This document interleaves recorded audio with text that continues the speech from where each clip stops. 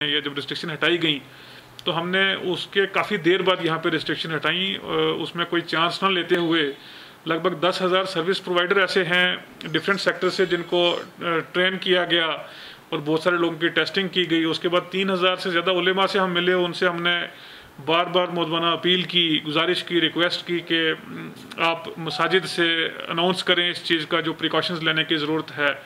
बार बार ये रिक्वेस्ट भी की गई कि आप लोगों से अपील करें अपने घरों में रहने के लिए, जब तक कि ज़रूरी ना हो बाहर निकलना, और जब बाहर निकलते हैं वो मास्क पहने, फिजिकल डिस्टेंस रखें, और एक बड़ी इंपॉर्टेंट चीज़ ये है कि पर्सनल हाइजीन मेंटेन रखें ताकि जो स्प्रेड के चांसेस हैं वो मिनिमाइज किए जा सकें।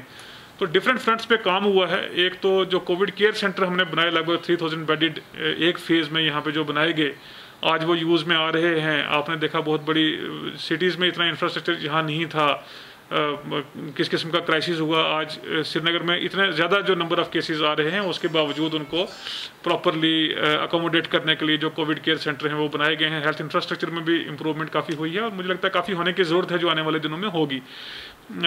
एक इम्पॉर्टेंट एस्पेक्ट टेस्टिंग का था। जैसे शुरू में फोकस टेस्टिंग पे बहुत ज़्यादा था, तो जो बाहर से हमारे ट्रैवलर श्रीनगर में आए हैं और जो लोकल टेस्टिंग हुई है, लगभग 53,000 लोगों को टेस्ट किया गया है श्रीनगर रेजिडेंट्स को। उसके अलावा जो लैब्स में या जो ऑन वे टेस्ट हुए हैं, अराउंड 60,000 टोटल टेस्ट हमारे बनते हैं जो यहाँ पे रेजिडेंट्स को टेस्ट किया गया, वो बड़ा हाई नंबर है। तो 60,000 टेस्ट में से लगभग 2,300 लोग जो हैं वो पॉजिटिव इसमें पाए गए हैं। उसमें भी क्योंकि एक डायनामिक सिनेरियो है, हम कई जगह देखते हैं कि नंबर्स कोविड के क्रिकेट की तरह चीयर अप किए जाते हैं, किसी का कम है तो उसको अच्छा कहा जाता है, किसी के ज़्यादा है तो वहाँ परेशानी।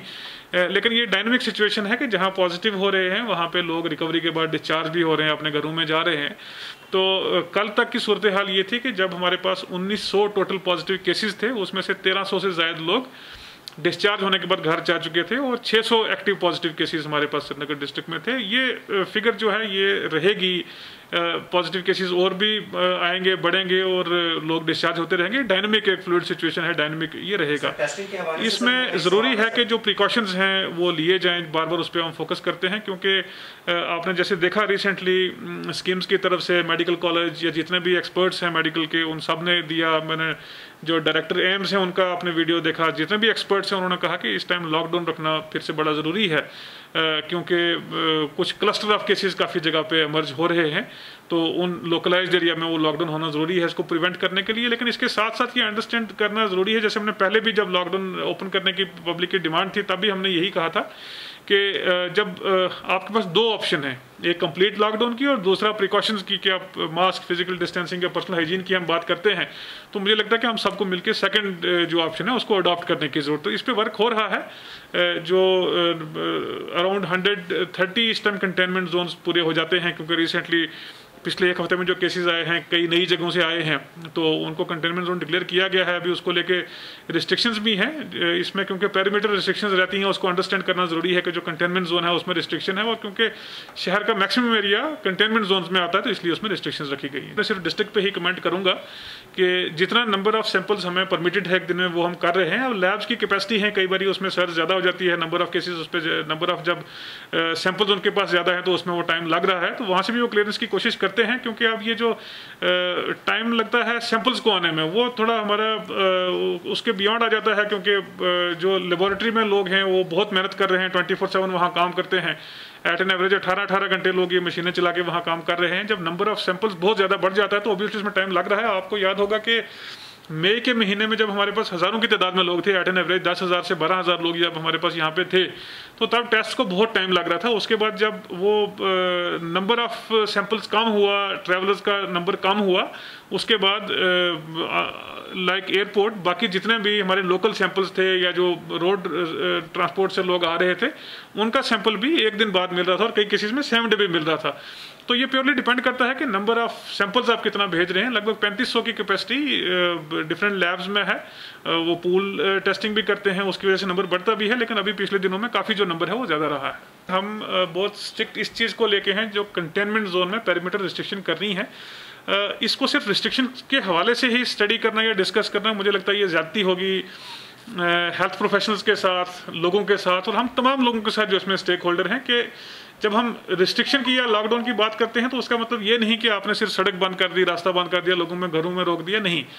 पर्पज़ ये है कि जहाँ भी ऐसे केसेस मिलते हैं उस एरिया को कंटेनमेंट जोन बार बार इसलिए कहते हैं, पहले देखिए हम इसको रेड जोन कहा जाता था, बार बार कंटेनमेंट जोन इसलिए बोलते हैं कि इस इन्फेक्शन को, इस प्रॉब्लम को स्प्रेड होने से कंटेन करने के लिए वहाँ मेजर लेने की ज़रूरत है। तो कंटेन कैसे आप करते हैं, उसमें सिर्फ यही नहीं है कि आपने लॉक कर दिया वहाँ पे, उसमें एक एक्सटेंसिव एक कॉन्टैक्ट ट्रेसिंग की ज़रूरत होती है जिसमें लोगों के कोऑपरेशन की हमें ज़रूरत है।